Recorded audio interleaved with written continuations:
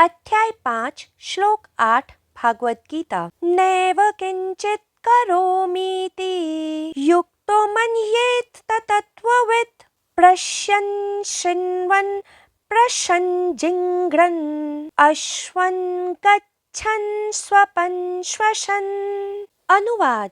तत्व ज्ञान युक्त मनुष्य यह जानता है कि मैं किंचित मात्र कर्म नहीं करता हूँ। देखता हुआ, सुनता हुआ, स्पर्श करता हुआ, सूंघता हुआ, खाता हुआ, खेलता हुआ, सोता हुआ, सांस लेता हुआ। व्याख्या।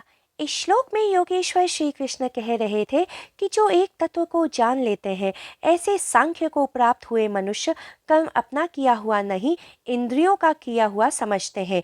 एक तत्व को जानने वाले मनुष्य कौन है? एक तत्व को जानने वाले मनुष्य वह है जो जानते हैं कि इंद्रियां कर्म की करता हैं तथा वे मात्र साक्षी हैं। तत्व ज्ञानी कौन है?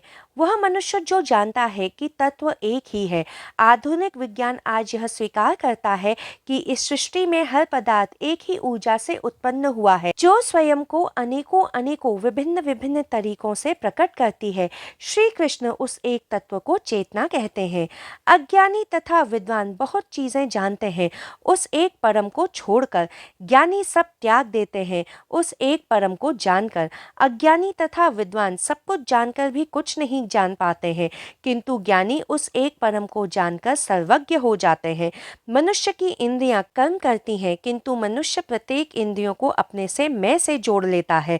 योगेश्वर श्री कृष्ण अर्जुन से कह रहे थे कि जो उस एक तत्व को जान लेता है, वह जान लेता है कि मैं करता नहीं हूँ। वह इंद्रियों से अपने को पृथक समझता है।